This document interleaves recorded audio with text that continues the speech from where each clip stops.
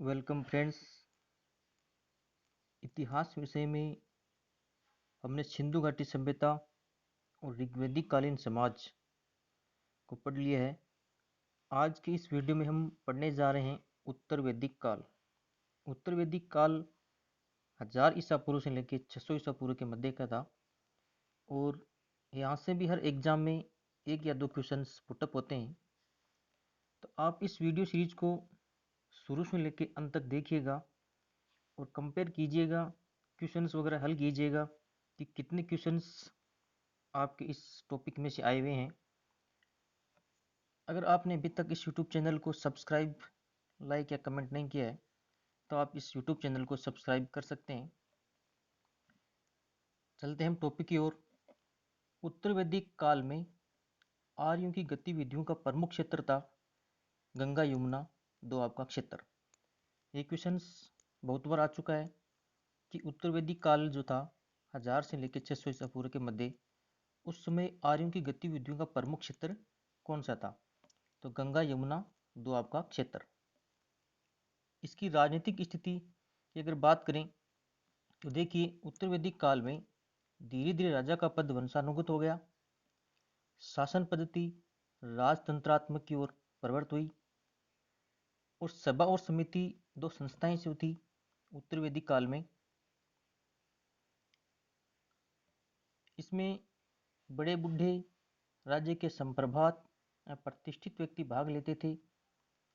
इसमें पहले स्त्रियां भी भाग लेती थी, लेकिन बाद में धीरे धीरे इनका भाग लेना जो है बंद हो गया।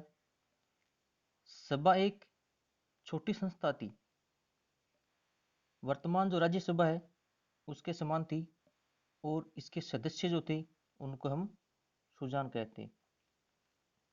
समिति समिति जो थी ये सामान्य लोगों की संस्था थी जो राजा का निर्वाचन करती, राजा पर अंकुश रखती थी।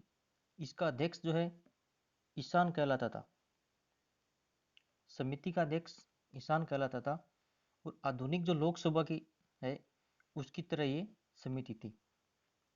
एक संस्था और थी विदत। विदत जो थी ये ऋग्वैदिक कालीन संस्था थी और उत्तर वैदिक काल में इसका अस्तित्व समाप्त हो गया। ऋग्वैदिक कालीन संस्था थी जिसमें स्त्री व पुरुष दोनों भाग लेते थे। इसका उत्तर वैदिक काल में अस्तित्व समाप्त हो गया। अथर्ववेद, इस वेद में सभा और समिति को प्रजापति की दो पुत्रियां कहा गया है। ये क्वेश्चन भी पूछा गया है कि प्रजापति की दो पुत्रियां किसे कहा गया है? तो इसका आंसर रहेगा सभा और समिति। और इसका उल्लेख किसमें मिलता है? तो ये भी क्वेश्चन आ सकता है अथर्ववेद। राज्याभिषेक की परंपरा सबसे पहले उत्तर वैदिक काल में प्रारंभ हुई। ऐत्रेय ब्राह्मण, राजत्व की उत्पत्ति से संबंधित प्राचीनतम देवी आख्यान इसमें मिलता है। राजा होता वह चतुरंगिणी सेना का अपने पास रखता था, जिसमें अश्व, हाथी, रथ और पैदल ये सैनिक होते थे। अब देखिएगा, राजा जो होता वह 12 रत्नियों की नियुक्ति करता था। उनके घर जाकर उनका विश्वास प्राप्त करता था। ये 12 जो रत्नी थे वो कौन कौन सी थे? राजा, सेनानी, राजमहिषी, पुरोहित, युवराज, ग्रामणी, सूत, सारथी, भागदूत, संग्राहिता। संग्राहिता कोषाध्यक्ष होता उसको कहते हैं। अक्षावाप, असा खेलने वाला जो था उसे अक्षावाप। पालागल, क्षति, राजप्रासाद का रक्षक। ये 12 रत्नी होती, ये राजा की नियुक्ति करती। राजा जो था 12 रत्नियों की नियुक्ति करता था और उनके घर जाकर उनका विश्वास प्राप्त करता था। राजा अनेक उपाधियां भी ग्रहण करते हैं, जैसे स्वराट, भोज, सम्राट, विराट। इसकी जानकारी में ऐत्रेय ब्राह्मण में मिलती है।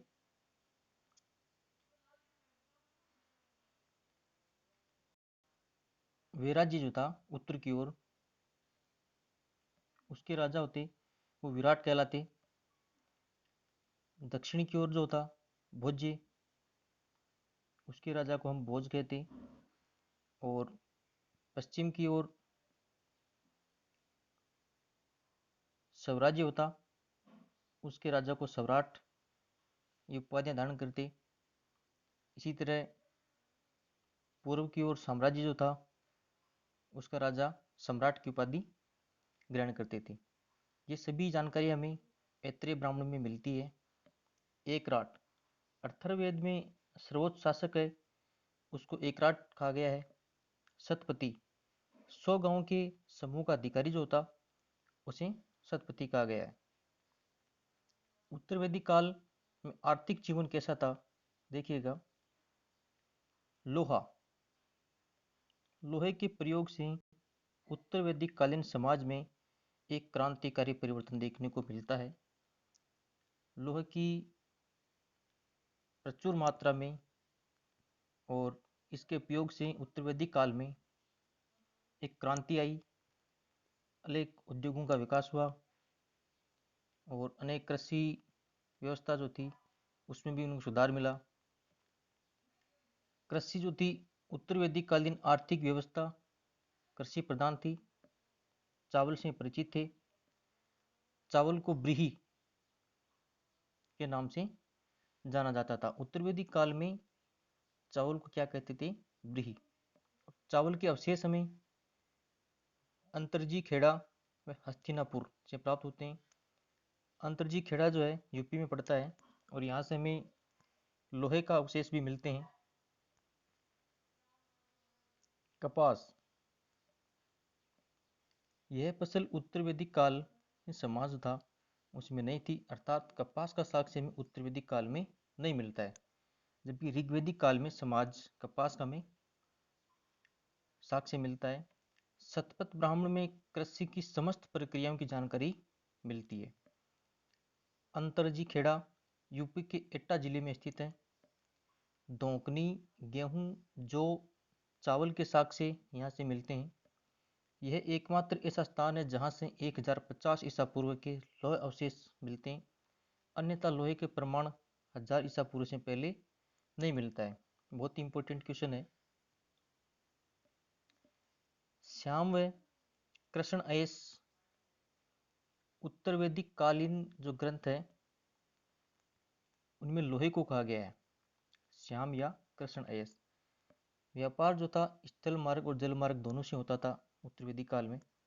व्यापारियों की एक श्रेणी जो थी उसका प्रधान श्रेष्ठिन कहलाता था। व्यापार में निष्क, पाद, सतमान, हिरण्यपिंड, मनु, कृष्ण माप व मूल्य की इकाइयां थी। निष्क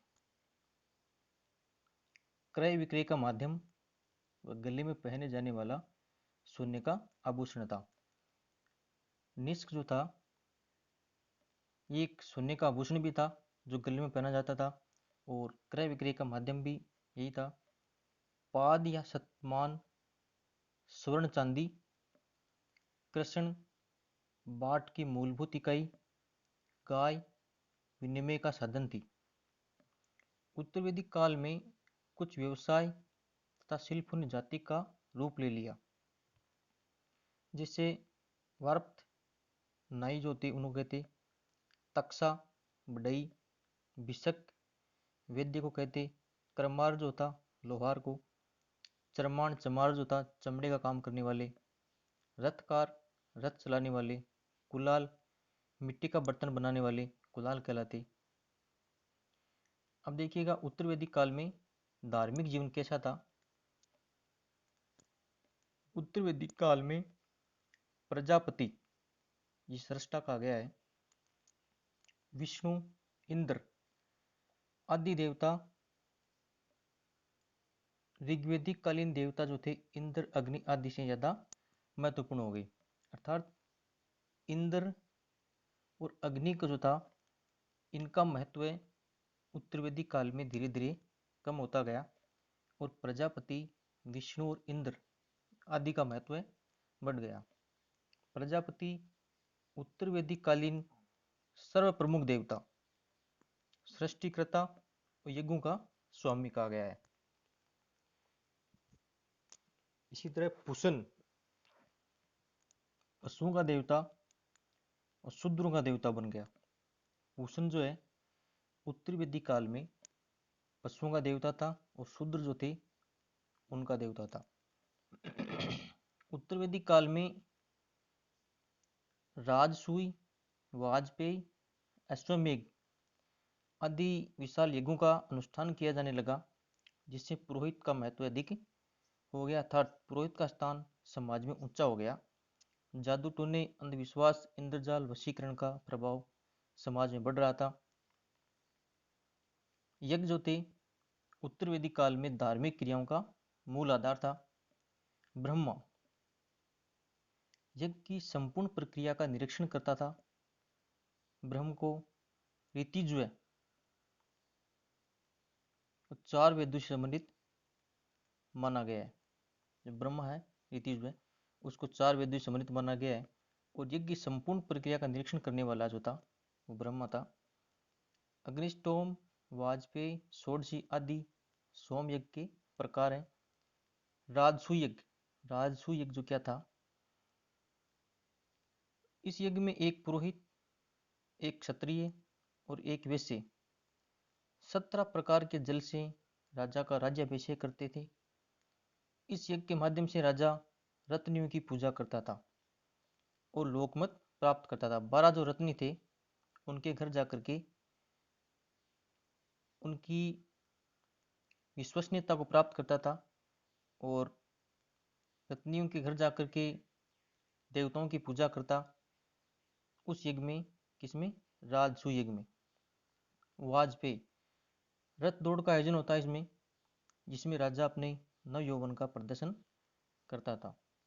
इसी तरह एक यज्ञ आता अश्वमेघ यज्ञ। अश्वमेघ यज्ञ सबसे जटिल और सबसे महत्वपूर्ण यज्ञ था। इसमें राजा राज्याभिषेक के बाद एक घोड़ा छोड़ता था जो स्वतंत्र विचरण करता था। यदि कोई उस घोड़े को पकड़ लेता तो वह राजा को चुनौती देता था। इस यज्ञ के पूर्ण होने पर राजा चक्रवर्ती सम्राट कहलाता था।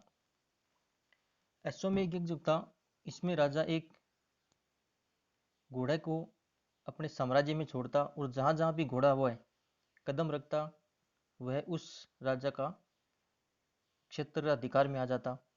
अगर कोई उस घोड़े को पकड़ लेता तो वह राजा को एक चुनौती थी और राजा उससे युद्ध करता था और युद्ध में वह जीत जाने पर चक्रवर्ती सम्राट की उपाधि धारण करता था। पुरुष मेघ यज्ञ, इसमें 25 यूपों का प्रयोग का विधान है। अब देखिए उत्तर वैदिक कालीन समाज में सामाजिक जीवन कैसा था। उत्तर वैदिक काल में संयुक्त परिवार थे। स्त्रियों को सभा और समिति नामक संस्थाओं में बैठने का अधिकार नहीं था, अर्थात स्त्रियों की दशा जो थी वह दयनीय होती गई। बाल विवाह का प्रचलन होने लगा। इस काल में विदुषी महिलाएं जो थी गार्गी और मैत्रेयी। वर्ण व्यवस्था, उत्तर वैदिक काल में वर्ण व्यवस्था के स्पष्ट प्रमाण में मिलते हैं। 4 वर्ण थे, ब्राह्मण, क्षत्रिय, वैश्य और शूद्र। इस काल में वर्ण व्यवस्था जन्म आधारित हो गई। देखिएगा वर्ण व्यवस्था जो थी जन्म आधारित हो गई, जबकि ऋग्वेद काल में कर्म पर आधारित थी। ये इसमें अंतर है उत्तर वैदिक काल और ऋग्वेदिक काल में सामाजिक व्यवस्था में। द्विज, ब्राह्मण, क्षत्रिय, वैश्य, इन तीनों को द्विज कहा गया है। ब्राह्मण, समाज में सबसे ऊंचा स्थान जो था वो ब्राह्मण का था। क्षत्रिय, इसी तरह वैश्य। अन्य बलिकृत कहते हैं किसको, वैश्य को। तो सर्वाधिक करों का भार इस वर्ग पर था। वैश्य जो थे इनको अन्य बलिकृत भी कहा गया है। पतित सावित्रिक वैश्य को कहा गया है, पतित सावित्रिक। शूद्र सबसे निम्न स्थान था समाज में, अस्पृश माने जाते। पुष्ण जो था शूद्रों का देवता था, जबकि महिदास ऐत्रेय, ऐत्रेय ब्राह्मण का रचयिता जो था वह शूद्र था। फिर भी शूद्रों की स्थिति समाज में दयनीय थी, उनको अछूत समझा जाता, एस्प्रेशियस माना जाता। अब देखिए आश्रम व्यवस्था। ऋग्वेद काल में आश्रम व्यवस्था नहीं थी। उत्तर वैदिक काल में सबसे पहले आश्रम व्यवस्था का प्रादुर्भाव हुआ और आश्रम व्यवस्था का सर्वप्रथम उल्लेख ऐत्रेय ब्राह्मण में मिलता है। जाबाली उपनिषद में भी याज्ञवल्क्य ने 4 आश्रमों का प्रतिपादन किया। ये क्वेश्चन आ चुका है। आश्रम व्यवस्था केवल द्विज द्विज कहा गया है, ब्राह्मण क्षत्रिय वैश्य आदि के लिए थी। शूद्रों के लिए इस व्यवस्था का मानना वर्जित था। आश्रम व्यवस्था का अंतिम उद्देश्य क्या है? मोक्ष की प्राप्ति।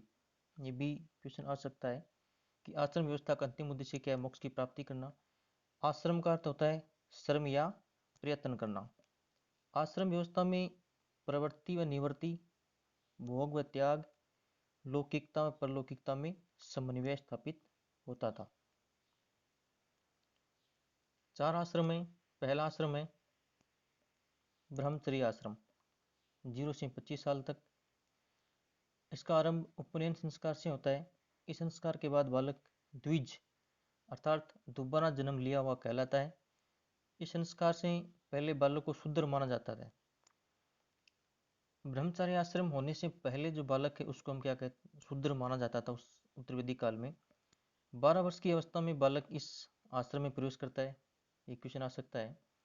वेदों का अध्ययन और ज्ञान अर्जन इसमें होता है। गृहस्थ आश्रम 25 से लेकर 50 वर्ष तक का आश्रम गृहस्थ आश्रम। अन्य तीनों आश्रम की आवश्यकता की पूर्ति गृहस्थ आश्रम से ही होती है। समापवर्तन संस्कार के अलावा अन्य सभी संस्कार गृहस्थ आश्रम में संपन्न होते हैं। अगला आश्रम है वानप्रस्थ आश्रम। वानप्रस्थ आश्रम 50 से लेकर 75 वर्ष। व्यक्ति अपने पारिवारिक कर्तव्यों से मुक्त होकर मोक्ष की तलाश में इस आश्रम में प्रवेश करता है तथा वैराग्यपूर्ण जीवन जीता है। पंच महायज्ञ व अतिथि सत्कार करना उनका प्रधान कर्तव्य माना गया है। अगला लास्ट का आश्रम है संन्यास आश्रम, 75 से लेकर 100 वर्ष के मध्य इसको माना गया है।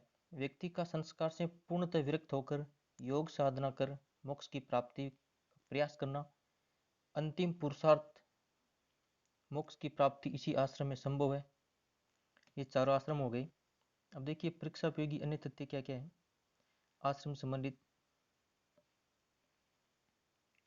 स्त्रियों का सर्वाधिक महत्व है गृहस्थ आश्रम में ही दृष्टिगत होता है। उत्तर वैदिक काल में ज्येष्ठ पुत्र का उत्तराधिकार की शुरुआत हुई। बाल विवाह जो है प्रचलित नहीं थे। याज्ञवल्क्य की 2 पत्नियां थी, एक तो थी कात्यायनी, एक थी मैत्रेयी। गार्गी और याज्ञवल्क्य का संवाद का उल्लेख बृहदारण्यक उपनिषद में देखने को मिलता है। ये क्वेश्चन आ चुका है कि गार्गी और याज्ञवल्क्य का संवाद किस उपनिषद में मिलता है? तो बृहदारण्यक उपनिषद में। गणिकाएं क्या थी? गणिकाएं रूप जीविका के द्वारा प्रसिद्ध स्त्रियां थी। गणिकाएं जो होती वह अपनी रूप के कारण आजीविका का साधन कमाती थी। स्त्रीधन विवाह कन्यादान के अवसर पर माता पिता भाई संबंधियों के द्वारा स्त्री को दिया जाने वाला धन जिस पर केवल और केवल स्त्री का अधिकार था वह स्त्रीधन कहलाता था। अब देखिए विवाह। गृहस्थ आश्रम का प्रारंभ जो है वह विवाह से होता है। ऋग्वेद काल में विवाह एक पवित्र व सामाजिक संस्था थी। इसका प्रयोजन धर्म का पालन एवं वंशवृद्धि था। विवाह प्रथा है दृगमतमा ऋषि ने कायम की। बाद में श्वेत केतु औदालिक ने इसमें सुधार किया। वैदिक काल में बाल विवाह नहीं होते थे। विवाह की आयु 16 से 17 वर्ष के लगभग थी। स्वैच्छिक वर वधु चुनने का अधिकार था। अथर्ववेद में इसका हमें प्रमाण मिलता है। गृहसूत्रों से हमें विवाह संस्कार का पूर्ण विवरण मिलता है। ये क्वेश्चन आ चुका है कि विवाह का हमें पूर्ण विवरण कहाँ से मिलता है? तो गृहसूत्रों से। राजा और धनिकों ने बहु विवाह विद्यमान था। बहुपत्नी विवाह ये राजा और धनिक वर्ग में देखने को मिलता है। इसी तरह नियोग प्रथा भी वैदिक काल में विद्यमान थी। अमाजु, जो आजीवन विवाह नहीं करती थी, उसे अमाजु कहा गया। पुनर्भु, विधवा का पुनवा विवाह हो जाना पुनर्भु कहलाता था। विवाह के 8 प्रकार बताए गए। कितने प्रकार है? 8 प्रकार। देखिएगा, एक विवाह ब्रह्म विवाह, उत्तम कोटि का विवाह कहलाता है। माता पिता की अनुमति से समान वर्ण में दहेज के साथ संपन्न होता है। योग्य वर को आमंत्रित करके पिता उसे कन्यादान करता है। यही विवाह है ब्रह्म विवाह। इसी तरह देव विवाह, यज्ञ संपन्न करने वाले पुरोहित को कन्या को दान में दी जाती थी,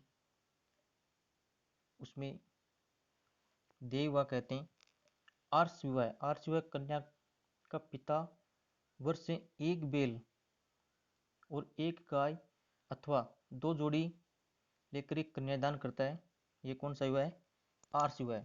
ये क्वेश्चन आ चुका है कि ऐसा कौन सा विवाह का प्रकार है जिसमें पिता वर्ष से एक बैल या एक गाय या 2 जोड़ी लेकर के कन्यादान करता है, तो वह विवाह आएगा आर्ष विवाह।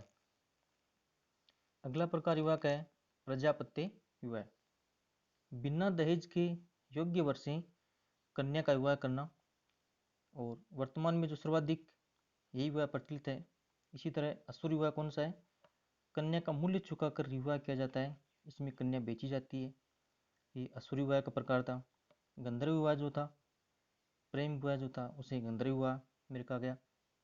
राक्षस विवाह क्षत्रियों में प्रचलित था, केवल और केवल क्षत्रियों में प्रचलित था। बलपूर्वक अपहरण आदि से कन्या का हरण करके बलपूर्वक विवाह, मुख्यतः आदिवासियों में ये प्रकार प्रचलित था। कौन सा? राक्षस विवाह। इसी तरह एक विवाह है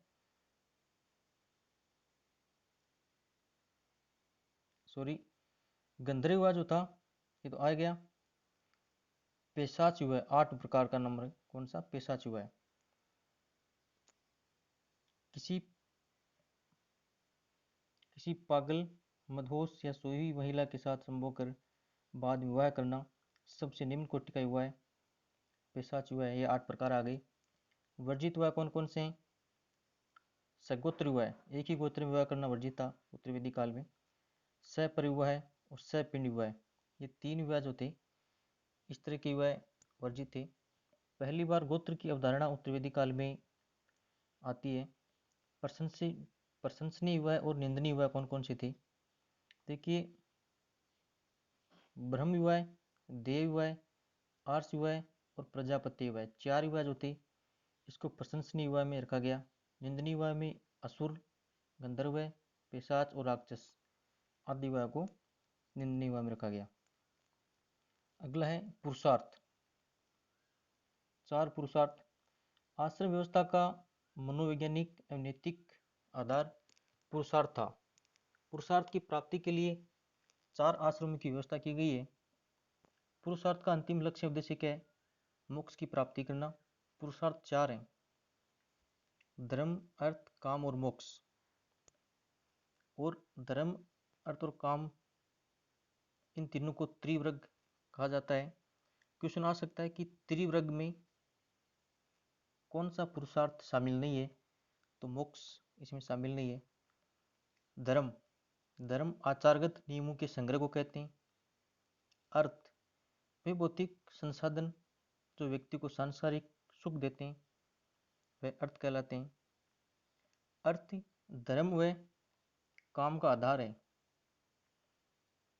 काम, संतान की प्राप्ति करना, वंशवृद्धि करना, पितृ ऋण से मुक्ति आदि काम के द्वारा ही संभव होती है।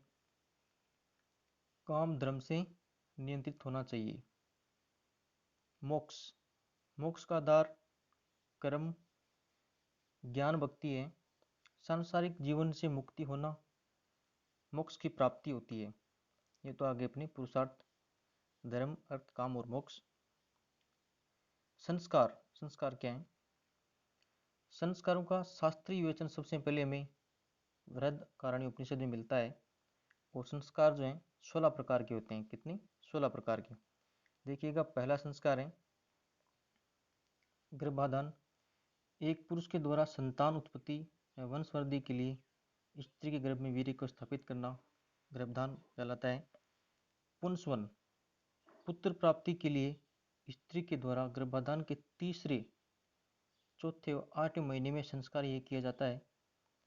तीसरा जो है सीमांतोनयन, यह संस्कार गर्भवती स्त्री के गर्भ की रक्षा के लिए गर्भ के चौथे और 5वें महीने में किया जाता है।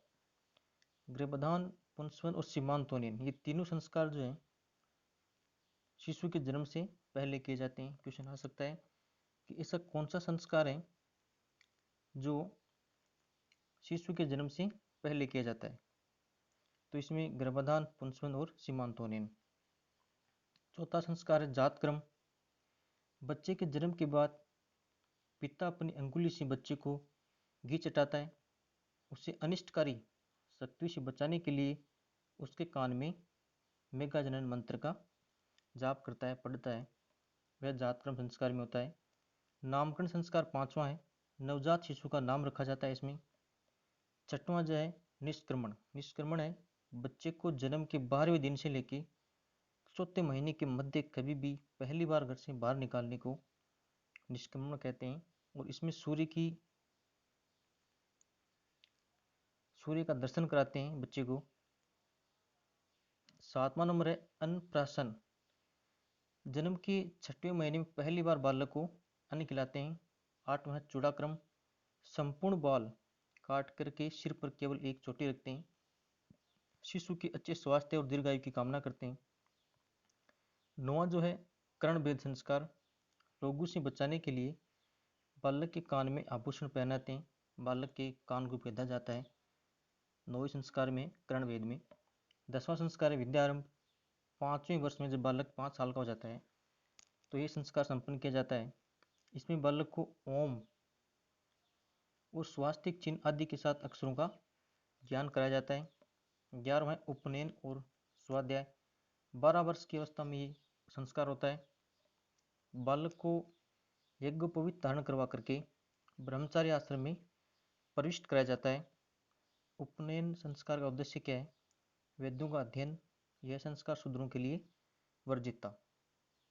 वेद आरंभ। वेद आरंभ 12 नंबर का संस्कार है। सबसे पहले व्यास स्मृति में इसका उल्लेख मिलता है। वेदों की शिक्षा देना इसमें प्रारंभ किया जाता है। केशांत अर्थात गोदान। 16 साल की आयु में बालक की दाढ़ी मूछ काटना। 14 नंबर है समापवर्तन अर्थात स्नान। गुरुकुल से शिक्षा प्राप्त करके बालक का घर लौटना। ब्रह्मचार्य आश्रम की समाप्ति का सूचक है ये। समापवर्तन संस्कार जो है 14 नंबर का संस्कार, इसमें बालक गुरुकुल से शिक्षा प्राप्त करके घर को लौटता है और ब्रह्मचार्य आश्रम की समाप्ति का यह संस्कार सूचक है। 15 नंबर है विवाह। गृहस्थ आश्रम में प्रवेश करना। अंत्येष्टि जीवन का अंतिम संस्कार। तो आज का हमारा टॉपिक यही समाप्त होता है। धन्यवाद दोस्तों। अगर आपने अभी तक इस YouTube चैनल को सब्सक्राइब नहीं किया है तो आप इस YouTube चैनल को सब्सक्राइब कर सकते हैं, कमेंट कर सकते हैं, लाइक कर सकते हैं। अगला टॉपिक हम जल्द ही इस YouTube चैनल पर अपलोड करने वाले हैं। धन्यवाद।